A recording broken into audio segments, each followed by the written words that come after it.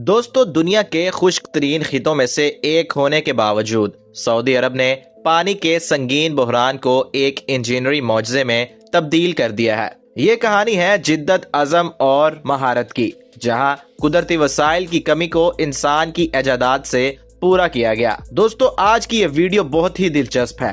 آپ سے درخواست ہے کہ ویڈیو کو آخر تک دیکھیے، اور اگر چینل پر نئے ہیں تو ہمارے چینل کو سبسکرائب ضرور کر لیجئے۔ پیارے دوستو، ورلڈ ان اردو میں سلمان بیگ کی طرف سے السلام علیکم۔ سعودی عرب جغرافیائی طور پر ایک ایسا ملک ہے جہاں میٹھے پانی کے قدرتی ذرائع نہ ہونے کے برابر ہیں۔ نہ کوئی مستقل دریا بہتا ہے، نہ ہی جھیلیں، اور نہ ہی پانی کے چشمے۔ سالانہ بارش کی اوسط محض 100 ملی میٹر رہ جاتی ہے، جو زیادہ تر غیر یقینی اور مختصر مدت کی ہوتی ہے۔ ماضی میں یہاں کی زندگی کا دار و مدار زیر زمین قدیم پانی کے ذخائر پر تھا، جو فوسل واٹر کہلاتے تھے۔ یہ وہ پانی ہے جو ہزاروں سال پہلے اس خطے میں ہونے والی بارشوں سے جمع ہوا اور زمین کی تہوں میں محفوظ ہو گیا۔ اس کی سب سے بڑی کمزوری یہ ہے کہ یہ ایک بار استعمال ہو جانے کے بعد دوبارہ نہیں بھرتا۔ آبادی میں تیزی سے اضافے، زراعت کے پھیلاؤ اور صنعتی ترقی نے ان قیمتی ذخائر کو تیزی سے ختم ہونے کے خطرے سے دوچار کر دیا تھا۔ ایک نئے پائیدار راستے کی تلاش ناگزیر ہو گئی۔ پہلا قدم تھا بارش کے قطرے قطرے کو بچانا۔ اس بحران سے نمٹنے کا پہلا حکمت عملی اقدام ڈیموں کی تعمیر تھا۔ سعودی عرب نے مختلف علاقوں میں 522 سے زیادہ ڈیم بنائے ہیں۔ ان ڈیموں کا بنیادی مقصد موسمی بارشوں اور اچانک آنے والے سیلاب کے پانی کو روکنا ہے۔ چونکہ صحرائی خطے میں درجہ حرارت انتہائی بلند ہوتا ہے، کھلے میں بہتا ہوا پانی جلدی بخارات بن کر اڑ جاتا ہے۔ ڈیم اس قیمتی پانی کو ضائع ہونے سے بچاتے ہیں۔ مثال کے طور پر صرف مکہ کے صوبے میں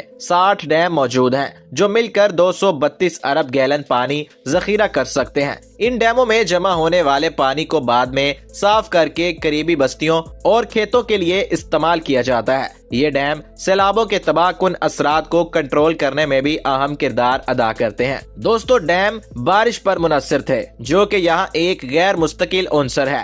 ایک مستقل اور بڑے پیمانے پر حل کے لیے سعودی عرب کی نظر اپنے گرد موجود وسیع سمندروں، بحر احمر اور خلیج فارس پر پڑی۔ حل تھا نمک زدائی کا۔ اس عمل میں سمندری پانی سے نمک اور دیگر معدنیات کو الگ کر کے اسے میٹھے پانی میں تبدیل کیا جاتا ہے۔ سعودی عرب نے اس ٹیکنالوجی میں بہت زیادہ سرمایہ کاری کی، اور آج وہ دنیا میں نمک زدائی شدہ پانی کا سب سے بڑا پیدا کنندہ ہے۔ ملک کے ساحلوں پر 43 سے زائد جدید نمک زدائی پلانٹ کام کر رہے ہیں۔ ان میں سب سے قابل ذکر الراس الخیر پلانٹ ہے، جسے ریکارڈز کے مطابق دنیا کا سب سے بڑا نمک زدائی مرکز ہونے کا اعزاز حاصل ہے۔ یہ پلانٹ روزانہ قریب 80 کروڑ گیلن صاف پانی پیدا کرتا ہے، جو لاکھوں گھرانوں اور بڑی صنعتوں کی ضروریات پوری کرنے کے لیے کافی ہے۔ دوستو، سب سے بڑا چیلنج پانی کو خشکی کے اندر تک پہنچانا تھا۔ نمک زدائی سے حاصل ہونے والا پانی ساحلی شہروں کے لیے تو حل تھا، لیکن ملک کے دور دراز اور اندرونی علاقوں جیسے دارالحکومت ریاض تک اس کی رسائی ترسیل ایک بہت بڑا مسئلہ تھا۔ سینکڑوں کلومیٹر لمبے صحرا میں پانی کی پائپ لائن بچھانا اور اسے انتہائی گرم موسم میں محفوظ رکھنا ایک انجینئری معمہ تھا۔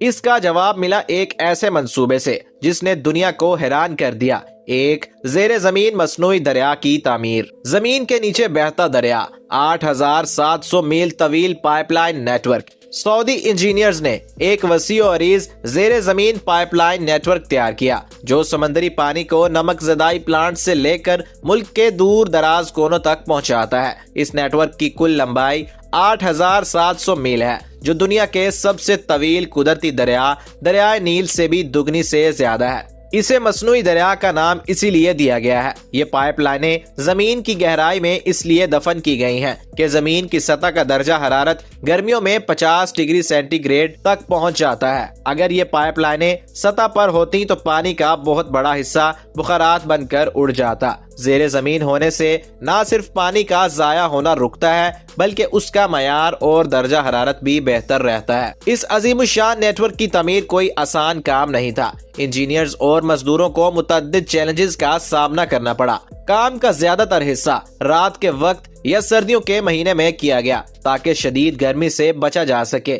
حجاز کے پہاڑی سلسلے سے گزرتے ہوئے انہیں ٹنل بنانے کے لیے جدید بورنگ مشینوں اور کنٹرول شدہ دھماکوں کا استعمال کرنا پڑا۔ صحرا میں ریت کے ٹیلے مسلسل اپنی جگہ بدلتے رہتے ہیں۔ پائپ لائنوں کو مستحکم بنیادوں پر رکھنے اور انہیں ڈھکے رہنے کے لیے خاص ٹیکنیک استعمال کی گئی۔ یہ طوفان آلات اور کام میں رکاوٹ ڈالتے ہیں جن کے لیے حفاظتی اقدامات کیے گئے۔ سعودی عرب کی حکمت عملی صرف نئے پانی کے ذرائع پیدا کرنے تک محدود نہیں ہے۔ استعمال شدہ پانی کے دوبارہ استعمال، جسے ری سائیکلنگ کہتے ہیں، پر بھی بہت توجہ دی جا رہی ہے۔ ملک بھر میں قائم تقریباً 100 واٹر ٹریٹمنٹ پلانٹ گندے پانی کو صاف کر کے اسے باغات میں آبپاشی صنعتوں میں استعمال اور زمینی پانی کو ریچارج کرنے کے لیے تیار کرتے ہیں۔ 2019 میں یہ پلانٹ روزانہ 1.3 ارب گیلن پانی کو ریسائیکل کرنے کی صلاحیت رکھتے تھے۔ اس صلاحیت میں مسلسل اضافہ کیا جا رہا ہے۔ سعودی گرین انیشیٹو پانی کی فراہمی کو یقینی بنانے کے بعد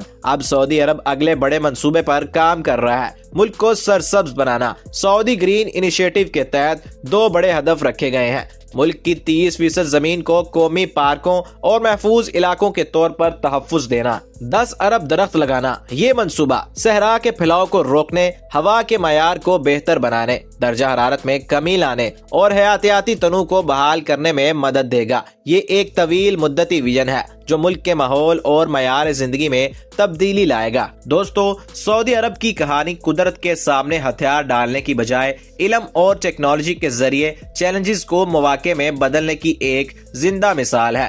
ڈیموں سے پانی کے قطرے بچانے سے لے کر سمندر کے پانی کو میٹھا بنانے، پھر اسے ہزاروں کلومیٹر لمبی زیر زمین شارک کے ذریعے پورے ملک میں پھیلانے تک، یہ سفر ایک مربوط منصوبہ بندی اور مضبوط ارادے کا نتیجہ ہے۔ یہ کوششیں نہ صرف موجودہ ضروریات کو پورا کر رہی ہیں بلکہ آنے والی نسلوں کے لیے ایک پائیدار اور خوشحال مستقبل کی بنیاد بھی رکھ رہی ہیں۔ سعودی عرب کا یہ تجربہ دنیا کے ان تمام خطوں کے لیے مشعل راہ ہے جو پانی کی قلت جیسے مسائل سے دوچار ہیں۔ لیکن دوستو، کیا آپ جانتے ہیں کہ یہ 8700 میل لمبا زیر زمین دریا محض سیمنٹ اور پائپ لائنوں کی کہانی نہیں، یہ در حقیقت سعودی عرب کی ہزاروں سال پرانی تہذیبی کہانیوں کا نیا باب ہے۔ صحرا کے بیابانوں میں زندگی ہمیشہ سے ایک چیلنج رہی ہے، لیکن سعودی عرب کے رہنے والوں نے پہلے ہی پانی کی تلاش میں ایک زبردست نظام ایجاد کر لیا تھا۔ الفلاج، یہ زیر زمین نہریں تھیں جو پہاڑوں کے